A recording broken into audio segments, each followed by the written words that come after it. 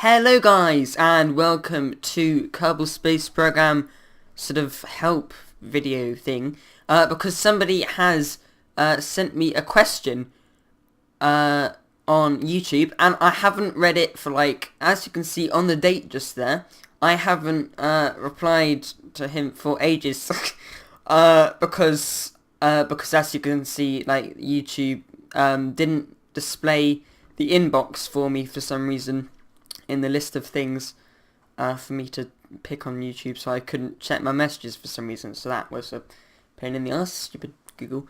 But anyway, his question is, how comes when I set a maneuver node and turn my ship so I'm over the blue marker, it goes the opposite way than I want it to go? For example, if I wanted to make my periapsis bigger and I burned on the blue marker, it would make it smaller, even though I've made the node say it's going bigger. Okay, well, that should do what you tell it to do, if it's like a maneuver node. So what I'm going to do is I'm going to take you through, all the different steps of where it could go wrong, and, where you've made a mistake or something. Okay, so if we head on into the vehicle assembly here, if you've already made your ship, then all you need to do is get your control thing, so it could be like a pod or anything, but make sure it's facing around the correct direction that your ship is pointing.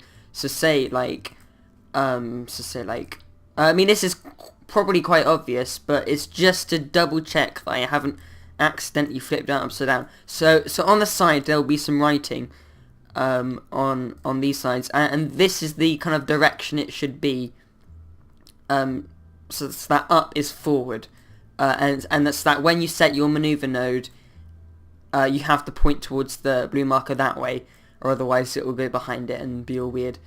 So you need to make sure that everything, I mean all your remote controlled stuff is pointing upwards, and that will make sure that there are no more errors further on. So there's but obviously these ones are harder to find.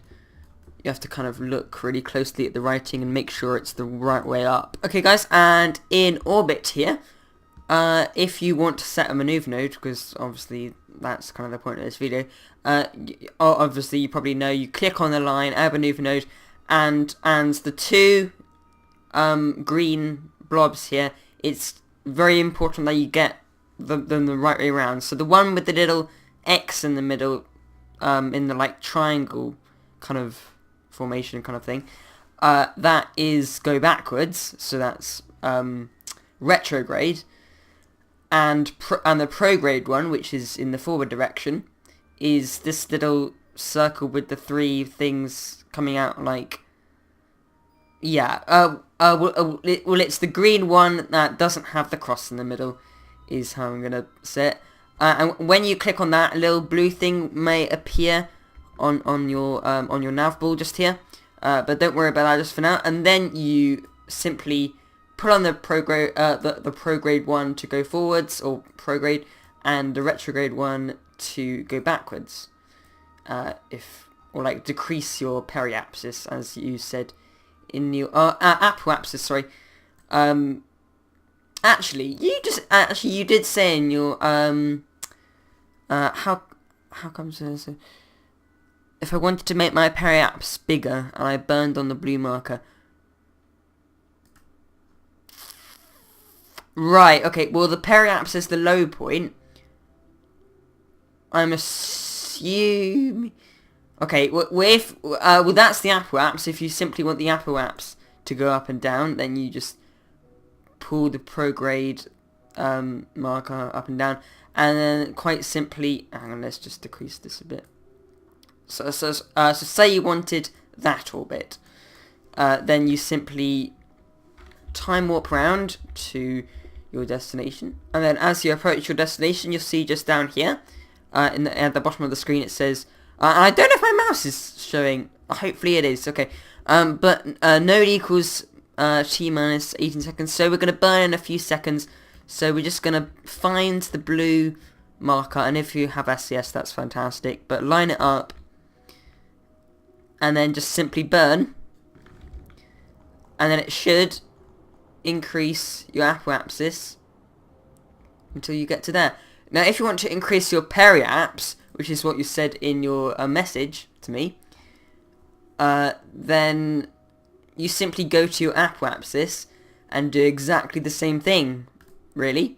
So you just select the prograde marker, drag it out until you reach your desired periapsis height, and then do exactly the same thing over again, but over there.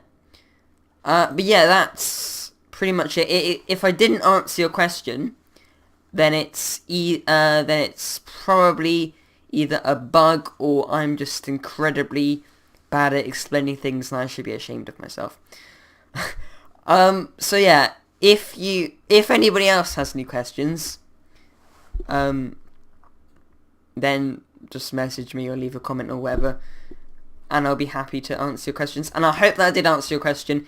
If it didn't, and I'm very sorry, and I'm sorry I didn't, I'm sorry I haven't managed to reply for so long. It's just stupid Google is being a stupid thing.